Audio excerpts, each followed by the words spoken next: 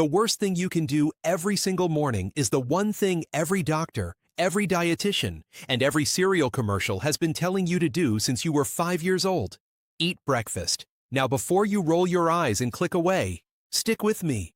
Because what's actually happening inside your body, between midnight and sunrise, is one of the most powerful fat-burning, cell-repairing windows you'll ever get.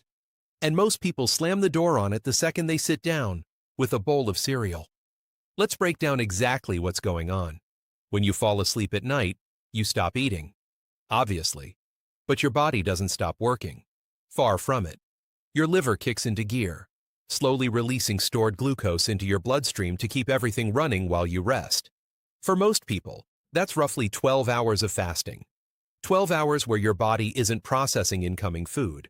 12 hours where something remarkable is happening at the cellular level. Your liver isn't just drip-feeding you glucose overnight. It's in full repair mode. It's running a process called autophagy, where your body identifies damaged, worn-out cells and recycles them into fresh, functional ones. Think of it like a biological deep clean. Old cellular debris gets broken down and rebuilt into something useful. This process is one of the most powerful anti-aging mechanisms your body has. And it happens automatically, every single night, for free, as long as you don't interrupt it. Your liver is also burning fat during this window. And this is the part that changes everything. When you wake up in the morning, your insulin levels are at the absolute lowest point of the entire 24-hour cycle. That matters enormously, because fat burning is directly tied to low insulin.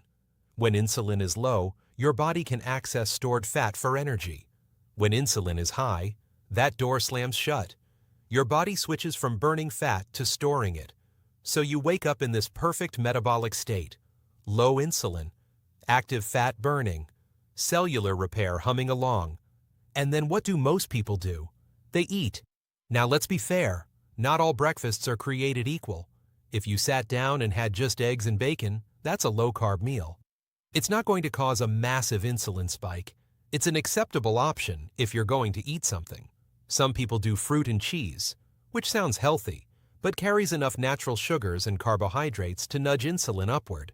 Others blend up smoothies packed with fruit, honey, maybe some protein powder, thinking they're making the healthy choice. But those smoothies often contain more sugar than a candy bar, and that sugar is doing real damage. But none of those options even come close to what the majority of people actually eat for breakfast.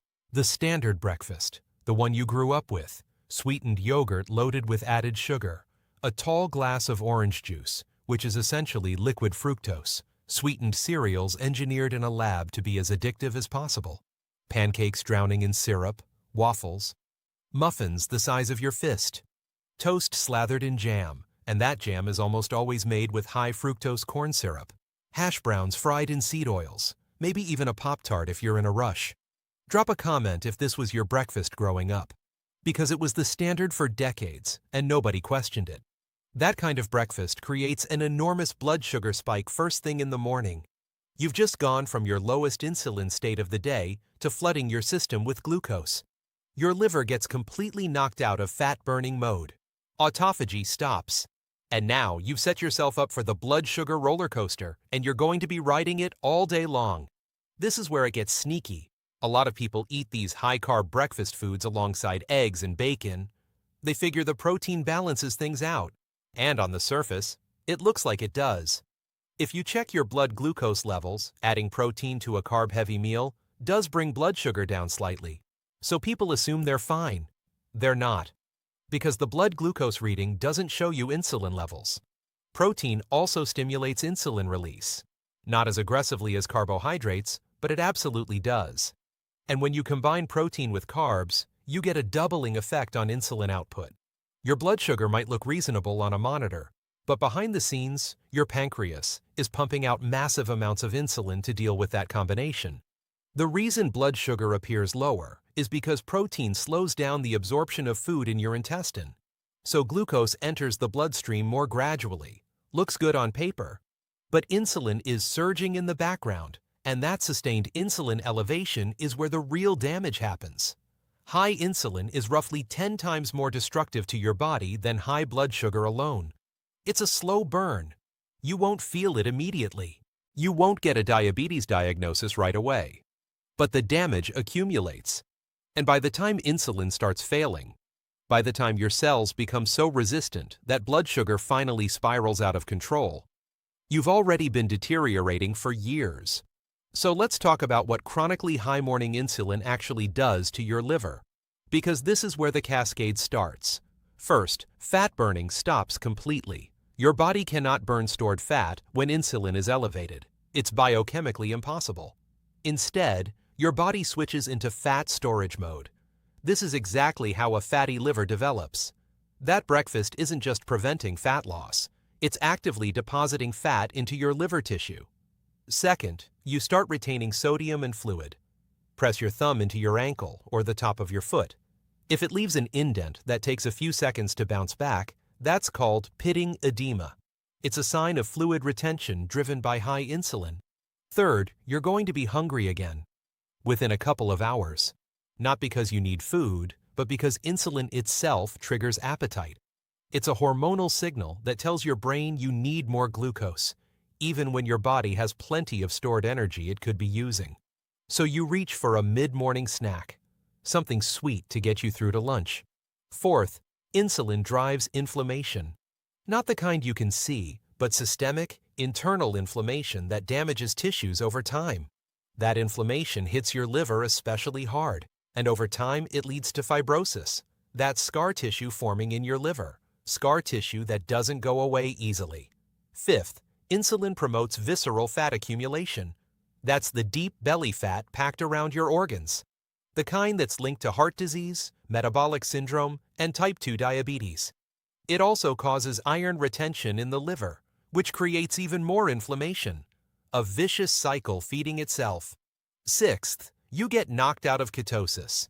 Your body was happily burning ketones, the byproduct of fat metabolism, all night.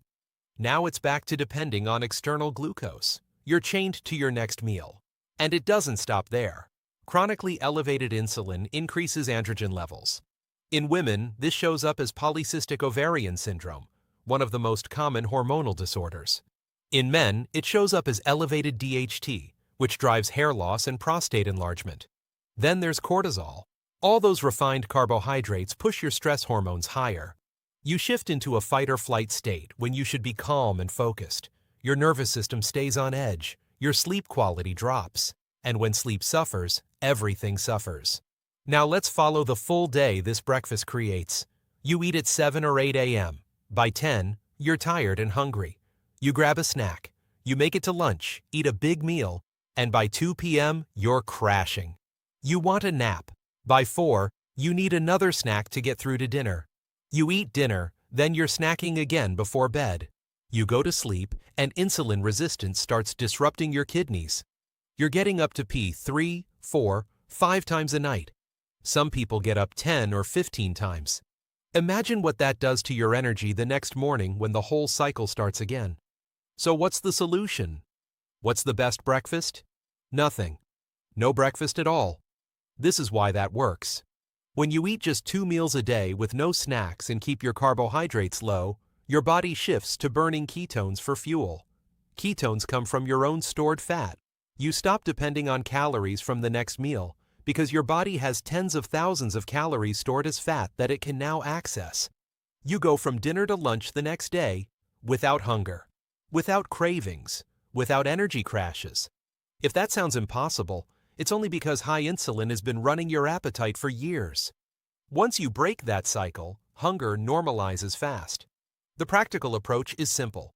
Start by cutting the refined carbohydrates. Get rid of the cereals, the juice, the toast, the muffins. If you want to eat breakfast, make it eggs and bacon only, low carb, moderate protein.